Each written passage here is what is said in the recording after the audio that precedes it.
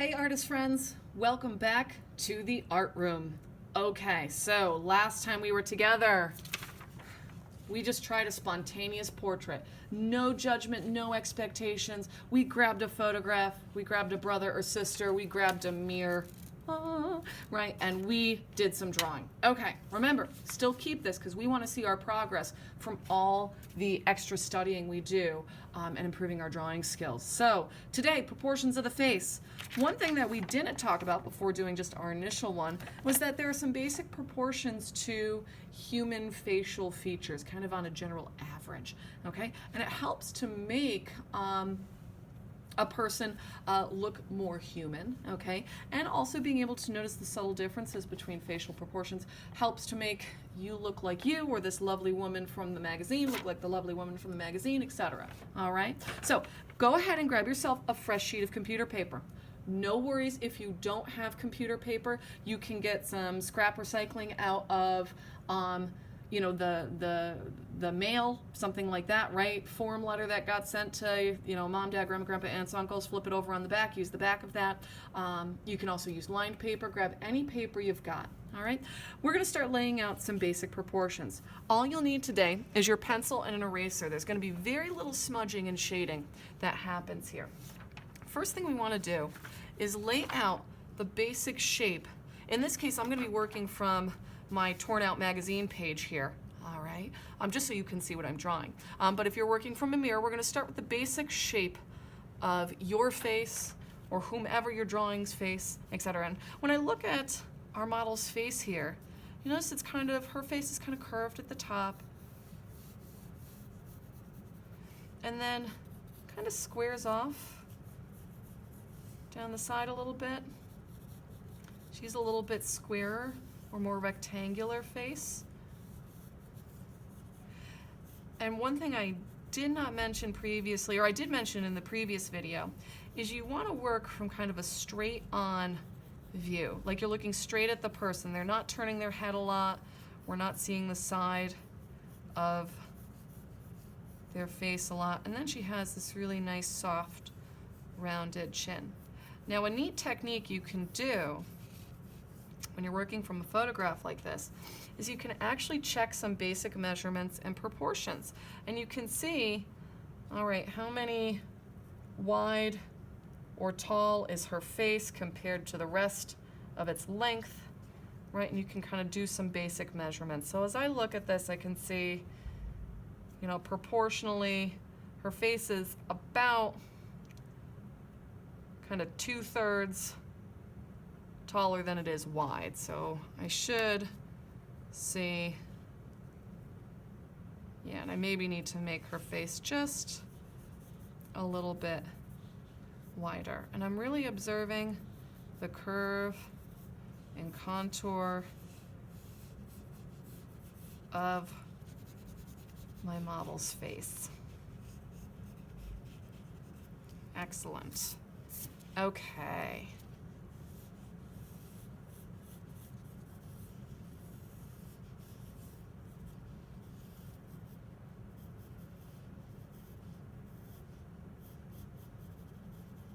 A little bit rounder. And her cheeks go out a little bit wider too.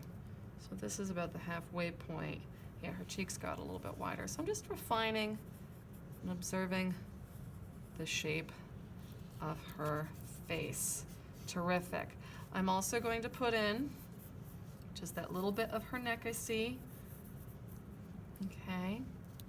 The other thing I notice is my model's tilting her head ever so slightly to the side. So many of my lines are going to be kind of at angles. Okay, the next thing we want to do is we want to divide our face in half. So if you're working from a mirror, if you're doing a self-portrait, you're drawing brother, sister, mom, dad, aunts, uncles, grandma, grandpa, cousin, whomever. Okay, again, working from a photo. Let's first divide that face in half vertically. Okay, then we're also going to divide our face in half horizontally, and this is going to give us our eye line, the basic placement of it. Okay. So I would guesstimate that this is about half. And then just give a little check with your pencil measurement. Yeah, that's darn close. And like I said, my model has her eye line kind of on an angle, so I'm going to do something similar to there. Just because she's kind of tilting her head. Oh, maybe it's not that dramatic. Yeah, I made that a little overly dramatic. Let's flatten that out ever so slightly. It's a little bit on an angle. Not that dramatic. Okay, the next thing I want to figure out is about where her nose is going to fall. Now the nose, the human nose, generally falls about halfway to a third of the way from the eye line to the bottom of the chin. And everybody's nose is a little bit different. So if I look at my photograph here, she's probably like from the eye line, yeah, she's about a third, okay? But it can be also almost up to half. Kind of depends. Everybody's nose is a little bit different. So let's say this is about kind of a third, a third, a third. Oh, it might be a little bit shorter than that even. A little bit further up. So kind of a third, a third, a third. Yes, okay. So that right there is going to be about our nose line. I'm going to go right across. Okay. And then our mouth line, okay, is located about kind of another third down, okay, from this nose line here, okay? Now everybody has different approximations of this measurement, okay? You can even check on your photograph kind of about where you see things happening. But this is going to be our approximate mouth line.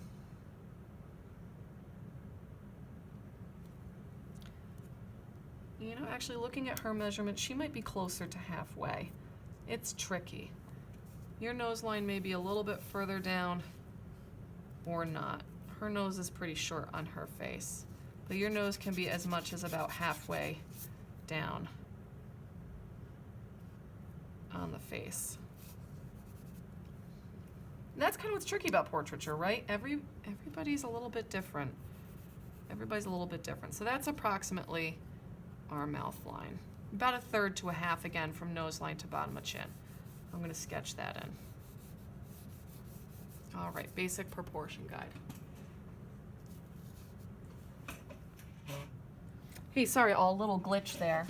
All right, so let's move from the mouth line now to mapping out where the eyes are. Okay, now the average human face is approximately 5 eye widths apart. So what we're going to do is divide up this line into approximately 5 equal spaces. It won't be exact, okay? But you should have at least one full eye in between your eye here, in between each eye, I should say. Okay. And then approximately, you know, an eye on either side, roughly, right? Not perfectly.